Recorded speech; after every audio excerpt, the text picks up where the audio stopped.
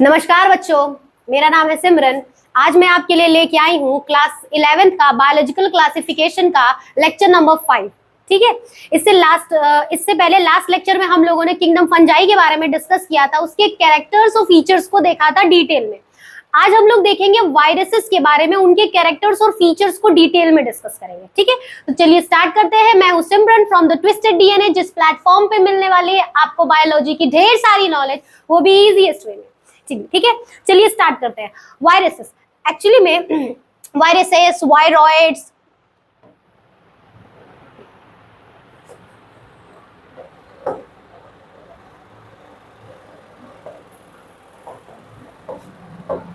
ठीक है, viruses, viroids और प्रियॉन्स, इन सबको हम लोग कहते हैं, ये कैसे हैं? ये नॉन सेलुलर ऑर्गेनिज्म है। कैसे हैं ये नॉन सेलुलर है। नॉन सेलुलर मींस क्या है? इनके पास सेल ही नहीं है, इनको नॉन सेलुलर ऑर्गेनिज्म कहते हैं, क्योंकि इनके पास खुद की सेल, खुद का प्रोटोप्लाज्म होता ही नहीं है, इसीलिए इसको नॉन सेलुलर ऑर्गेनिज्म कहते हैं। इसीलिए हम इसको और एक कहते हैं कि भाई ये लिविंग नहीं है। ठीक है, क्योंकि इनके पास जब सेल ही नहीं है, इनके पास खुद का प्रोटोप्लाज्म ही नहीं है, तो हम इसको लिविंग कैसे कह सकते हैं? क्योंकि किसी को लिविंग कहने के लिए क्या होना चाहिए? प्रोटोप्लाज्म होना चाहिए। ठीक है, प्रोटोप्लाज्म होगा तभी तो वो मेटाबॉलिक शो कर सकते हैं, और सेलुलर ऑर्गेनाइजेशन होना चाहिए। ये सब तो होता ही नहीं है इनके पास, इसीलिए हम इनको क्या कहते हैं? नॉन सेलुलर कहते हैं, और इनको लिविंग नहीं कंसीडर करते। और यही बेस है, यही वजह है जिसकी वजह से इनको ना 5 किंगडम क्लासिफिकेशन में जगह ही नहीं मिली।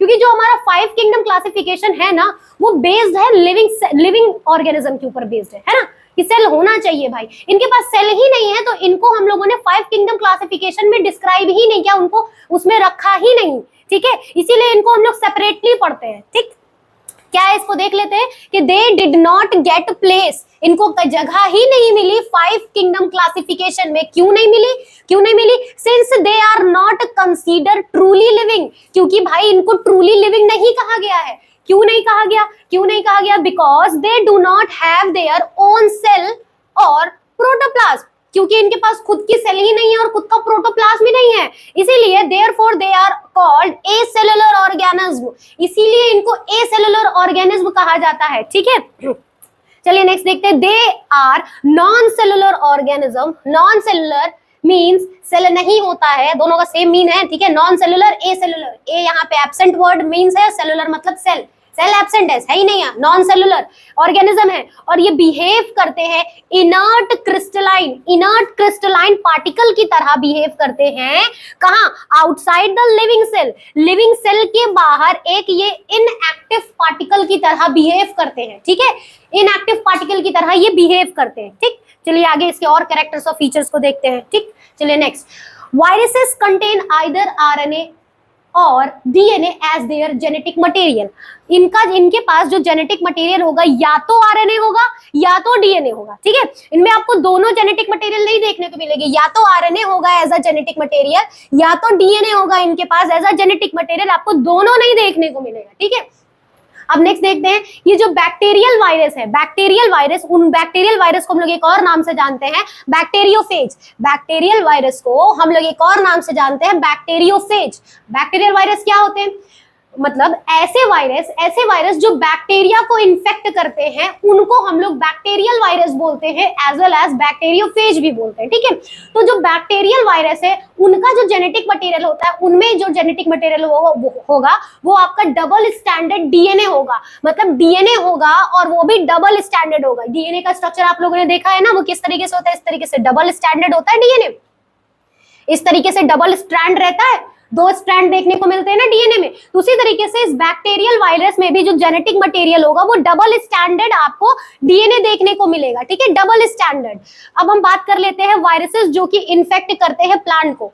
ऐसे वायरस जो प्लांट को इन्फेक्ट करते हैं, उनका जो जेनेटिक मटेरियल होता है वो सिंगल स्टैंडर्ड आरएनए होता है। Single standard RNA means RNA होगा और वो सिंगल स्ट्रैंड रहेगा, 2 स्ट्रैंड इस तरीके से डबल स्ट्रैंड नहीं रहेगा, एकदम सिंगल स्ट्रैंड रहेगा। ठीक है, ये डायग्राम देख रहे हैं, ये देखिए, ये जो आरएनए बना है ये कैसा है? ये सिंगल स्ट्रैंड है, इस तरीके से करके ये सिंगल स्ट्रैंड, एक ही स्ट्रैंड है, सिंगल स्ट्रैंड है। ठीक है, अब ये जो वायरसेस होते हैं ना, वायरसेस के जेनेटिक मटेरियल एक प्रोटीन कोटेड लेयर से घिरी हुई होती है। ठीक है, प्रोटीन कोटेड लेयर से घिरी हुई रहती है और उस प्रोटीन कोट को हम लोग कैस्पिड बोलते हैं। क्या बोलते हैं? कैस्पिड बोलते हैं। प्रोटीन कोट से इनका जेनेटिक मटेरियल कवर रहता है और यही प्रोटीन कोट जेनेटिक मटेरियल इनके न्यूक्लिक एसिड को प्रोटेक्शन प्रोवाइड करता है, प्रोटेक्ट करके रखता है और उस प्रोटीन कोट को हम लोग कैस्पिड बोलते हैं। अब ये जो कैस्पिड है ना, ये जो कैस्पिड है ये भी एक छोटी स्मॉल सब यूनिट से मिलकर बनी होती है जिसको हम लोग कैप्सोमेयर बोलते हैं। क्या बोलते हैं? कैप्सोमेयर बोलते हैं। ये भी ये बनी होती है स्मॉल सब यूनिट से जिसको हम क्या कहते हैं? कैप्सोमेयर बोलते हैं। क्या बोलते हैं? कैप्सोमेयर। देखिए, और ये क्या करेंगे? यही प्रोटीन प्रोटेक्ट करते हैं। किसको प्रोटेक्ट करते हैं भाई? ये किसको प्रोटेक्ट करते हैं? वायरस के न्यूक्लिक एसिड को प्रोटेक्ट करते हैं, इनके जेनेटिक मटेरियल को प्रोटेक्ट करके रखते हैं। ठीक है, ये डायग्राम देख रहे हैं यहाँ पे आप, ये सिंगल स्टैंडर्ड आरएनए है। ये जो है ना, ये जो सिंगल है ना एक, इसको हम लोग बोलते हैं कैप्सोमेयर्स। क्या बोलते हैं? कैप्सोमेयर बोलते हैं। अब यही कैप्सोमेयर ढेर सारे देखिए इस तरीके से लाइन वाइज इकट्ठा हो जाते हैं। ये जो छोटी छोटी यूनिट है लाइन वाइज इकट्ठा हो जा रही है और एक लेयर बना रही है, एक लेयर बना रही है। ठीक है, एक लेयर बना रही है और इसी को हम लोग क्या बोलते हैं? इस लेयर को कैप्सिड बोलते हैं। क्या बोलते हैं? कैप्सिड। तो ढेर सारे कैप्सोमेयर मिलके एक लेयर बनाएंगे, प्रोटेक्टिव लेयर रहेगी वो, और उस लेयर को हम लोग कैस्पिड कहते हैं। क्या कहते हैं? कैस्पिड। चलिए आगे नेक्स्ट देखते हैं हम लोग। ठीक, next viruses means venom poisonous fluid was given by Pasteur। ठीक है, अब देखिए एक्चुअली में वायरस को पहली बार डिस्कवर इन्होंने किया था, डीजे इवानोस्की ने डिस्कवर किया था। ठीक है, सबसे पहले इन्होंने डिस्कवर किया था, लेकिन इन्होंने सिर्फ डिस्कवर किया था, मतलब नहीं बताया था। तो फिर उसके बाद लुईस पास्चर आए, उन्होंने इस वायरस का मतलब बताया कि वायरस मींस क्या हो गया? विनोम, और उसका दूसरा क्या? विनोम मींस क्या? पॉइजनस फ्लूइड, कुछ ऐसा मतलब जो कि पॉइजन क्रिएट करता है। ठीक है, पॉइजनस दूसरे ऑर्गेनिज्म में पॉइजन क्रिएट करता है, पॉइजनस। ठीक है, इसको किसने दिया? पास्चर ने दिया, लुईस पास्चर ने। ठीक है, अब उसके बाद देखिए एक और साइंटिस्ट आए। ठीक है, एक और आए, बेजर्निक आए। ठीक है, MW बेजर्निक आए। इन्होंने क्या डिमॉन्स्ट्रेट किया? इन्होंने क्या देखा? इन्होंने क्या किया कि इन्होंने एक इन्फेक्टेड टोबैको प्लांट लिया। ठीक है, इन्फेक्टेड टोबैको प्लांट से उसकी लीफ लेने के बाद उसका जूस निकाला, उसका लिक्विड बना लिया, जूस निकाला। ठीक है, और उस लिक्विड को हेल्दी टोबैको प्लांट पर डाला। ठीक है, उस लिक्विड को हेल्दी टोबैको प्लांट के ऊपर डाला और फिर उसके बाद उन्होंने देखा कि वो हेल्दी टोबैको जो प्लांट है वो भी उसी सेम डिजीज से अफेक्टेड हो गया, वही डिजीज उसमें भी हो गई। तो इन्होंने क्या पॉइंट देखा कि भाई ये इन्होंने क्या पॉइंट बोला, कि इन्होंने क्या डिमॉन्स्ट्रेट किया कि that extract of infected tobacco plant, जो उसका एक्सट्रैक्ट उन्होंने निकाला था, जिसको उन्होंने क्या कहा, जिसको कुड कॉज, वो क्या कॉज करेगा? वो इन्फेक्शन कॉज करेगा हेल्दी प्लांट पर। उन्होंने क्या कहा कि ये जो इन्फेक्टेड टोबैको प्लांट है उससे जो हम एक्सट्रैक्ट निकाल रहे हैं वो डिजीज कॉज कर सकता है हेल्दी प्लांट पे भी। और उस एक्सट्रैक्ट को इन्होंने क्या कहा? उस एक्सट्रैक्ट को इन्होंने फ्लूइड को उस फ्लूइड को उन्होंने क्या कहा? Contagium vivum fluidum. क्या कहा? Contagium vivum fluidum. उन्होंने कंटेजियम वाइवम फ्लूइडम कहा, जिसका मतलब क्या होता है? जिसका मतलब होता है इन्फेक्टिशियस लिविंग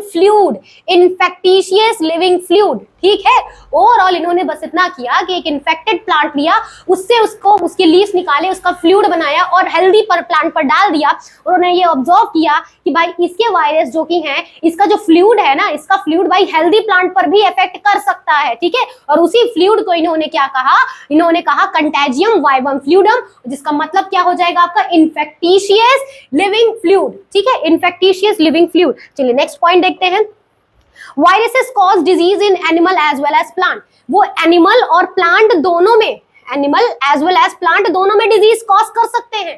ठीक है, दोनों में डिजीज कॉज कर सकते हैं। देखिए एनिमल में किस तरीके की डिजीज कॉज करते हैं, जैसे मम्स हो गया, स्मॉल पॉक्स हो गया, हर्पी वायरस हो गया, इन्फ्लुएंजा हो गया, ये सब डिजीजेस है जो ये एनिमल में कॉज करते हैं। ठीक है, अब ये जो एड्स है, एड्स क्या है? एड्स एक बीमारी है। ठीक है, ये भी बीमारी, ये भी किसी वजह से होती है?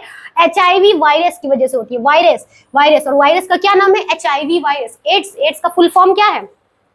एड्स का फुल फॉर्म क्या है?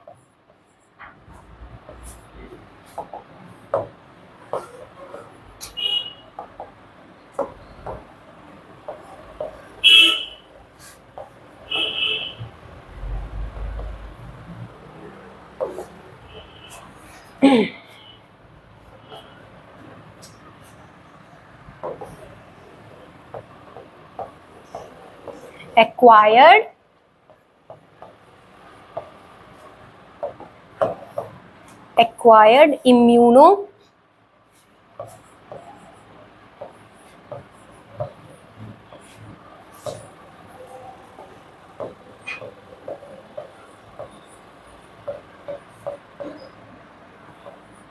deficiency syndrome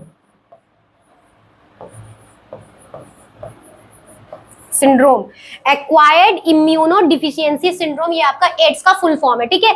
और ये डिजीज जो होती है वो किसकी वजह से होती है? ये डिजीज HIV वायरस की वजह से होती है, HIV वायरस की वजह से होती है, ठीक है। HIV वायरस की वजह से होती है। और HIV का फुल फॉर्म क्या है? Human immuno deficient syndrome. HIV का क्या फुल फॉर्म है? HIV का फुल फॉर्म है आपका ह्यूमन इम्यूनो डिफिशियंसी वायरस, ठीक है। क्या हो गया? इम्यूनो डिफिशियंसी वायरस, ठीक है। चलिए आगे नेक्स्ट मूव करते हैं, आगे देखते हैं अगला पॉइंट।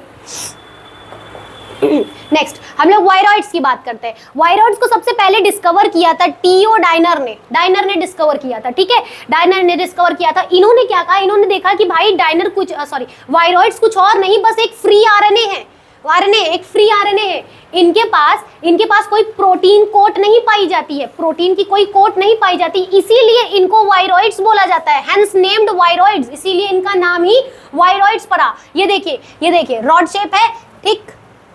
इनके ऊपर कोई प्रोटीन की कोट आपको देखने को मिल रही है? नहीं देखने को मिल रही है ना, इसीलिए इनको वायरॉइड्स बोला जाता है, ठीक है। अब इसीलिए इनको वायरॉइड्स बोला जाता है। अब ये जो आरएनए, ये जो वायरॉइड्स के ये जो आरएनए होते हैं ना, ये जो वायरॉइड्स के आरएनए होते हैं, इनका जो मॉलिक्यूलर वेट होता है ना, वो नॉर्मली आरएनए से कम होता है, ठीक है। तो लो मॉलिक्यूलर वेट होता है इन वायरॉइड्स का, ठीक है। अब ये क्या करते हैं? ये कॉज करते हैं एक डिजीज जिसका नाम है, पोटैटो में ये एक डिजीज कॉज करते हैं जिसका क्या नाम है? Spindle tuber disease. Potato spindle tuber disease, potato में एक डिजीज कॉज करते हैं, क्या नाम है? पोटैटो स्पिंडल ट्यूबर डिजीज, ठीक है। चलिए नेक्स्ट आगे देखते हैं।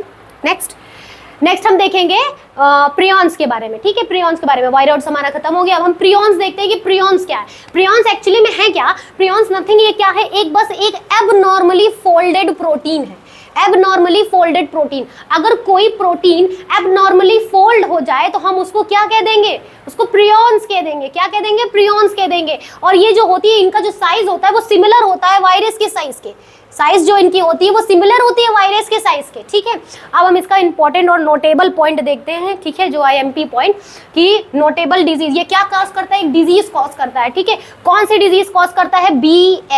BSE फुल फॉर्म क्या है इसका? Bovine spongiform encephalopathy, bovine spongiform encephalopathy. और इसको हम लोग कॉमनली मैड काउ डिजीज के नाम से भी जानते हैं इन कैटल, ठीक है। ऐसे जानवर जिनको जो आप घर में पालते हो, जो जुगाली करते हैं, ठीक है, उस सारे जानवर को हम कैटल बोलते हैं, ठीक है। उनमें एक डिजीज देखने को आपको मिलेगी जिसको क्या कहते हैं? कॉमनली हम लोग बोलते हैं क्या? Mad cow disease. और ये किसकी वजह से होती है? ये प्रियॉन्स की वजह से होती है। ये क्या करते हैं? इनके जो कैटल्स के जो ब्रेन होते हैं ना, उनमें छोटे छोटे छेद हो जाते हैं, ठीक है। और इनका जो ब्रेन होता है ना, वो सही से फंक्शन नहीं करता है, एकदम इनके कंट्रोल में नहीं रहेगा, सही से काम ही नहीं करेगा, ये पागलों की तरह बिहेव करने लगते हैं। इसीलिए इस डिजीज को हम लोग कॉमनली मैड काउ डिजीज के नाम से भी जानते हैं, ठीक है। ऐसी ही सिमिलर डिजीज, ऐसे ही एनालॉगस डिजीज एक ह्यूमन बीइंग में भी देखने को मिलती है जिसका नाम है CJD। क्या नाम है? CJD। वो भी आपको ह्यूमन में देखने को मिलेगी ये भी। और इसका फुल फॉर्म क्या है? CR जैकब डिजीज, ठीक है। CR जैकब डिजीज ये भी क्या करेगी? ह्यूमन बीइंग के ब्रेन पर इफेक्ट करती है, ठीक है। इस पे भी ह्यूमन बीइंग के ब्रेन में भी ऐसे छोटे छोटे छेद हो जाएंगे। और क्या करेगा? ये भी ह्यूमन बीइंग का ब्रेन भी उनके कंट्रोल में नहीं रहेगा, काम नहीं करेगा सही से। ये ह्यूमन बीइंग में भी सेम उसी तरीके से वर्क करते हैं जैसे कि आप ये कैटल में वर्क करते हैं। मैड काउ डिजीज जैसे कैटल में होती है, वैसे ही ह्यूमन बीइंग में आपको ये डिजीज देखने को मिलेगी CJD, जिसका फुल फॉर्म क्या है? CR जैकब डिजीज, ठीक है। तो ये प्रायॉन्स, ये डिजीज कौन कॉज करता है? प्रियॉन्स कॉज करता है, ठीक है। ये देखिए, ये आपका फोल्डेड, देखिए प्रोटीन है ना, ये फोल्डेड प्रोटीन है, प्रोटीन कुछ एबनॉर्मली फोल्ड हो गए हैं, ये आपका प्रियॉन्स, ठीक। एबनॉर्मली फोल्ड प्रोटीन फोल्ड हो गए ना, ठीक है। चलिए नेक्स्ट देखते हैं आगे, प्रियॉन्स। यहाँ प्रियॉन्स हमारा खत्म होता है, अब हम लाइकन्स के बारे में देखते हैं। लाइकन्स को हम लोगों ने इससे पहले फंजाई वाले लेक्चर में थोड़ा देखा था, ठीक है, तो चलिए इसको देख लेते हैं। लाइकन्स है क्या? लाइकन्स एक एसोसिएशन है, एसोसिएशन है, मतलब दो ऑर्गेनिज्म एक दूसरे के साथ रह रहे हैं, ठीक है, उसी एसोसिएशन को लाइकन कहते हैं हम लोग। अब किसका एसोसिएशन है? लाइकन किसका एसोसिएशन है? लाइकन दो लोगों का एसोसिएशन है, एक हो गया फंजाई, ठीक है, fungi as well as algae का एसोसिएशन है। किसका? एल्गी का। लाइकन किसका एसोसिएशन है? फंजाई और एल्गी का एसोसिएशन। और एसोसिएशन भी कैसा है? सिम्बियोटिक एसोसिएशन है। मींस क्या होगा? इनमें से कोई एक दूसरे को हार्म नहीं करेगा, ये एक दूसरे का क्या करेंगे? प्रॉफिट में ही, वो उसका भला कर रहा है, वो उसका भला कर रहा है, ठीक है। जैसे इसमें क्या हो गया? एल्गी क्या कर रहा है? खाना बनाकर फंजाई को दे रहा है, और फंजाई यहाँ पर एल्गी को क्या दे रहा है? प्रोवाइड कर रहा है, शेल्टर प्रोवाइड कर रहा है। सिम्बियोटिक रिलेशनशिप क्रिएट इनके बीच में है, ठीक है, किसी का इसमें कोई नुकसान नहीं हो रहा है, ठीक है। दूसरा, इसमें जो एल्गल कंपोनेंट है, एल्गल कंपोनेंट को हम लोग यहाँ पे फाइकोबायोन के नाम से जानते हैं, और जो कि ऑटोट्रॉप होते हैं। और इनमें जो फंगल कंपोनेंट है, उनको हम लोग माइकोबायोन के नाम से जानते हैं, और जो कि वो हेट्रोट्रॉप्स है, मतलब वो निर्भर करेंगे, खुद से खाना नहीं बना सकते। और जो बायोन कैसे हैं? ऑटोट्रॉप है, अपना खाना खुद से बना देंगे, जैसे कि आपको मैंने अभी बताया कि भाई ये क्या है? खाना बनाकर उसको प्रोवाइड करेगा, और ये क्या करेगा? उसको शेल्टर प्रोवाइड करेगा, ठीक है। अब लाइकन्स को हम लोग कहते हैं कि लाइकन्स बहुत ही गुड पॉल्यूशन इंडिकेटर होते हैं, ठीक है। क्या करते हैं ये जो लाइकन्स होते हैं ना, जहाँ जिस एनवायरनमेंट में ये SO2 पोल्यूटेंट की जो मात्रा अगर ज्यादा होगी, SO2 सल्फर डाइऑक्साइड अगर एनवायरनमेंट पे ज्यादा रहेगा ना, तो उस जगह ये लाइकन ग्रो नहीं करते हैं, ठीक है। इसीलिए इसको कहा जाता है कि ये कैसे होते हैं? गुड पॉल्यूशन इंडिकेटर होते हैं। ये पॉल्यूशन को इंडिकेट करेंगे। अगर लाइकन है, इट मींस उस एनवायरनमेंट में सल्फर डाइऑक्साइड बहुत ज्यादा मात्रा में नहीं है, पॉल्यूशन कम है। और अगर लाइकन नहीं देखने को मिल रहा है, इट मींस उसके एटमॉस्फेयर में सल्फर डाइऑक्साइड का मात्रा बहुत ज्यादा है, ठीक है। सल्फर डाइऑक्साइड की मात्रा, ठीक है, बहुत ज्यादा रहेगी, SO2 की मात्रा बहुत ज्यादा रहेगी, ठीक है, बहुत ज्यादा रहेगी, और लाइकन वहां पे ग्रो नहीं करेंगे। जैसे यहाँ देख लीजिए, यहाँ पर सल्फर डाइऑक्साइड की मात्रा बहुत ज्यादा है, इसीलिए यहाँ पर आपको लाइकन नहीं देखने को मिल रहा है। लेकिन यहाँ पर सल्फर डाइऑक्साइड की मात्रा बहुत कम है, मतलब जितनी होनी चाहिए उतनी है, इसीलिए यहाँ पर लाइकन्स आपको, यहाँ पर देखिए, ये लाइकन्स आपको देखने को मिल रहा है, यहाँ पे लाइकन्स देखने को मिल रहा है, ठीक है। इसीलिए बोला जाता है कि lichens are good pollution indicator कहलाते हैं, ठीक है। तो यहाँ पर हमारा वायरस भी खत्म होता है, बायोलॉजिकल क्लासिफिकेशन ओवरऑल हमारा पूरा खत्म होता है, ठीक है। तो अगर आपको पूरे बायोलॉजिकल क्लासिफिकेशन में भी कहीं पे भी आपको कोई दिक्कत है, अगर वायरस से भी टॉपिक से रिलेटेड आपको कहीं भी दिक्कत है, तो आराम से आप कमेंट सेक्शन में पूछ सकते हैं, ठीक है। अगर आपको और पर्सनली कनेक्ट करना है, अगर आपको अलग से पूछना है, ठीक है, तो आपको डिस्क्रिप्शन में टेलीग्राम की लिंक मिल जाएगी, वहां से आप टेलीग्राम चैनल से हमारे ज्वाइन हो सकते हैं। वहां पे आपको प्रॉपर नोट्स भी मिलेगी, और यहाँ पे आप अपने पूरे डाउट को भी आराम से क्लियर कर सकते हैं, ठीक है। तो अगर आपको ये वीडियो अच्छा लगा हो, आपको पसंद आया हो, तो इसको लाइक करिएगा, शेयर करिएगा और सब्सक्राइब करिएगा। धन्यवाद।